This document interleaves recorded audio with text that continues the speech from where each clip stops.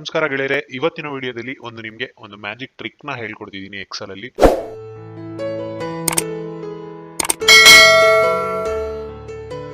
ಈ ಟ್ರಿಕ್ ನ ನಿಮ್ಮ ಫ್ರೆಂಡ್ ಜೊತೆ ನೀವು ಶೇರ್ ಮಾಡ್ಕೋಬಹುದು. ಸೊ ನಿಮ್ಗೂ ಒಂಥರ ಮ್ಯಾಜಿಕ್ ಅಂತಾನೆ ಅನ್ಸ್ಬೋದು.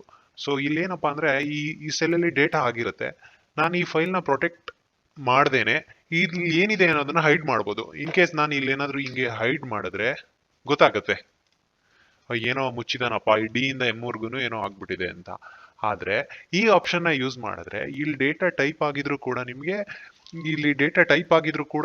ಏನಿದೆ ಅಂತಾನೆ ಗೊತ್ತಾಗಲ್ಲ. ಅದನ್ನ ಹೇಗಪ್ಪ ಮಾಡೋದು ಅಂತ ಹೇಳಿದ್ರೆ ಬನ್ನಿ ಈ ಟ್ರಿಕ್ಸ್ ನ ನಾವು ನೋಡೋಣ.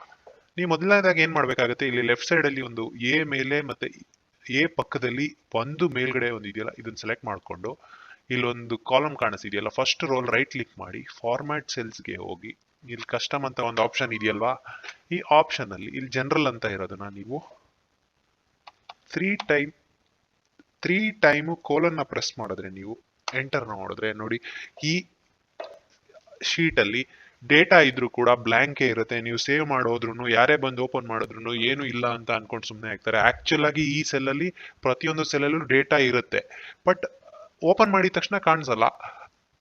ನೋಡಿ ಬೇಕಿದ್ರೆ ನೀವು ಸೆಲ್ಗೆ ಹೋದ್ರೆ ಇಲ್ಲಿ ತೋರಿಸ್ತಿದೆ ಮೇಲ್ಗಡೆ ಈ ಕಾಲಮ್ ಅಲ್ಲಿ ಅಡ್ರೆಸ್ ಕಾಲಮ್ ಅಲ್ಲಿ ತೋರಿಸ್ತಿದೆ ಫಾರ್ಮುಲಾ ಬಾರ್ ಅಲ್ಲಿ ನೋಡಿ.